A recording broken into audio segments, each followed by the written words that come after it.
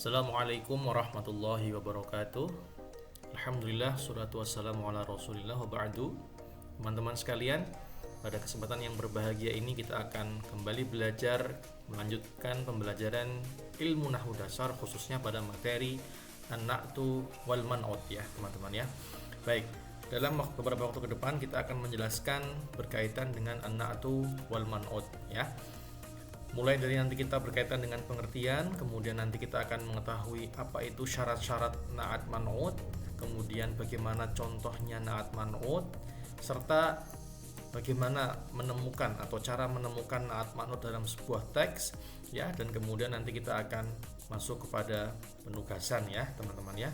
Oke, baik teman-teman sekalian, tujuan daripada perkuliahan ini adalah nanti teman-teman harus bisa memahami betul bagaimana konsep na'at man'ut itu sendiri, dan endingnya adalah nanti teman-teman mampu menganalisis dan menemukan kaidah na'at man'ut dalam teks berbahasa Arab begitu ya.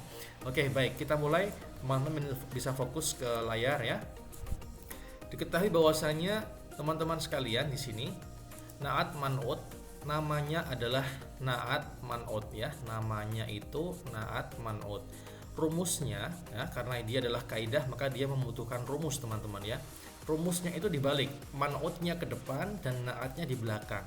Man'ut itu adalah menunjukkan kata sifat. Contohnya ya, kata sifat itu ya yang menunjukkan kata benda ya teman-teman ya. Sekolah, sapu, kepala sekolah, kemudian manusia, orang, hewan, benda-benda.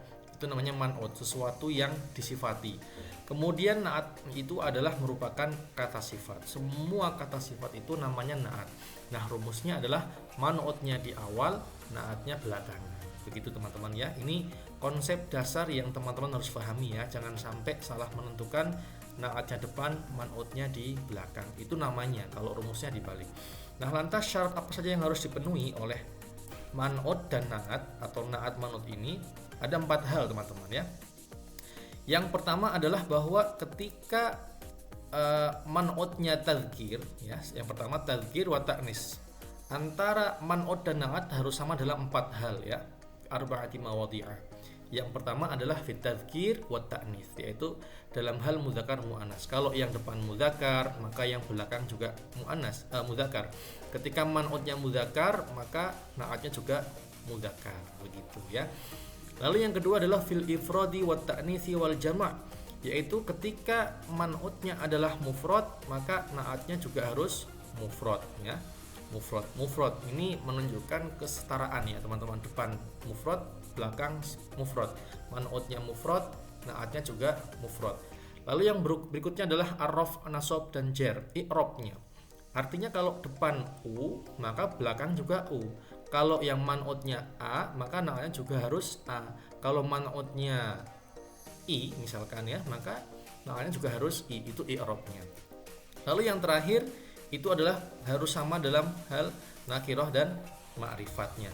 Apa itu nakirah ya? Paling tidak Anda ketahui lah, kalau yang depannya itu un ya belakangnya un.